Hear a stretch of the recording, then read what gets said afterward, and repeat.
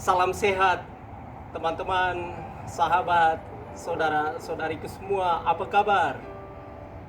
Mari kita merawat bumi rumah kita bersama ini.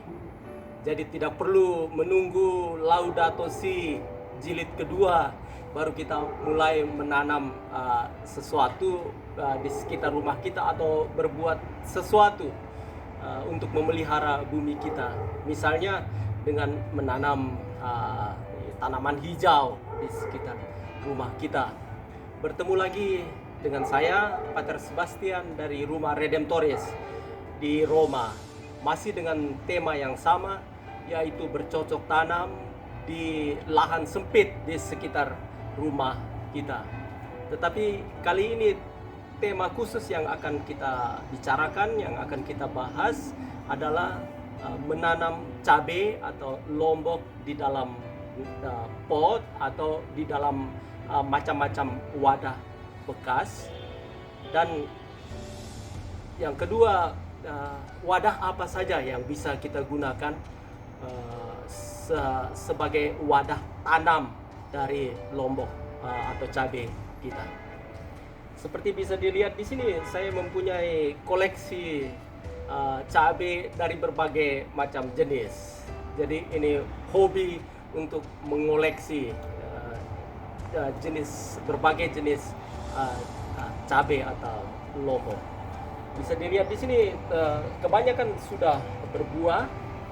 Sebagian dari cabai ini bertahan dari tahun lalu melewati musim dingin, tetapi sebagian besarnya itu berasal dari bibit-bibit lombok yang saya simpan dari tahun lalu dan ditanam pada akhir musim dingin, dan sekarang sudah mulai besar dan bisa dilihat sudah mulai berbuah. Saya mempunyai macam-macam jenis di sini. Mari kita lihat bersama apa yang saya tanam di sini. Kita bisa melihat di sini ada berbagai macam jenis cabai. Tidak semua mempunyai nama. Misalnya cabai-cabai lokal di sini tidak diberi nama. Tetapi kita punya misalnya cabai Carolina di sini, ini cabai Meksiko. Di sini ada tomat yang saya tanam. Ini cabai Meksiko yang bertahan dari tahun lalu. Lihat di sini bisa melihat yang kita tanam dari bibitnya, dari bijinya, dan sekarang sudah pada berbuah. Di sini ada cabai Trinidad, di sini satu pohon dan di situ ada pohon yang lain, dan bisa dilihat bahwa ini sudah berbuah. Ini ada cabai Meksiko dari jenis lain disebut habanera. Ini juga sangat pedas. Seperti juga cabai Trinidad ini sangat pedas.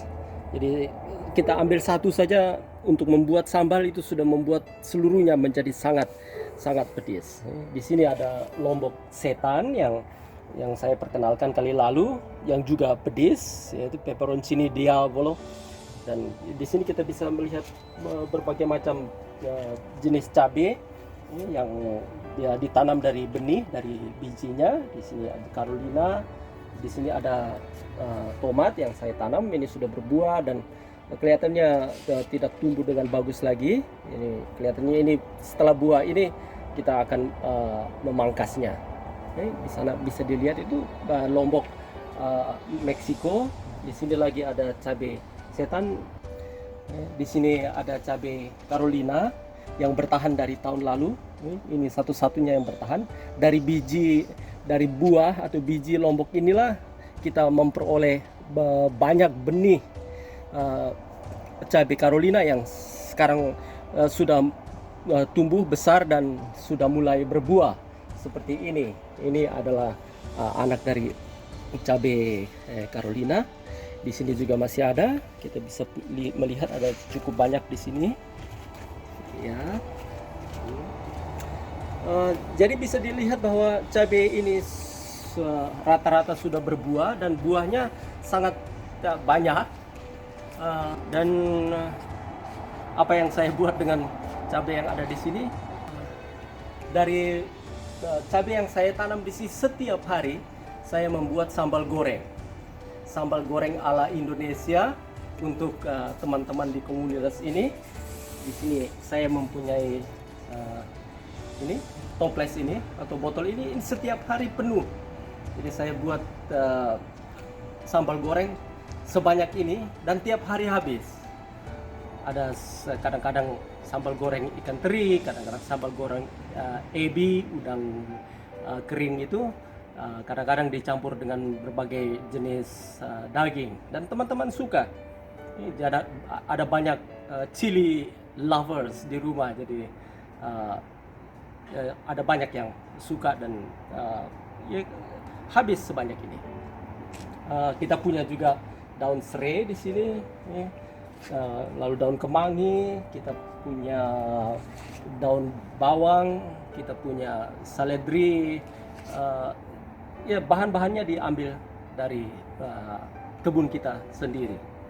Lalu yang kedua adalah wadah tanam apa saja yang bisa kita pakai untuk menanam cabai di sekitar rumah kita. Olahraga saya setiap hari adalah pada sore hari berjalan di sekitar taman di dekat rumah di sini, dan di sekitar taman itu ada tempat penumpukan sementara limbah dari rumah atau dari toko dan juga dari pasar. Dan setiap kali saya pulang dari berolahraga itu, olahraga jalan, saya membawa pulang macam-macam limbah plastik bekas seperti pot bunga yang sudah robek, bocor, saya bawa pulang, atau wadah ember bekas, wadah untuk ngepel bekas, wadah bekas cat, dan macam-macam limbah plastik yang saya bisa gunakan untuk menanam cabai. Dan bahkan styrofoam itu saya bawa pulang dan saya pakai untuk menanam cabai atau tanaman lain juga di sekitar rumah.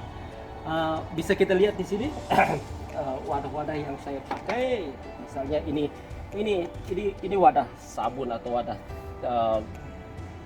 sabun pel, itu yang dibuang orang, saya bawa pulang.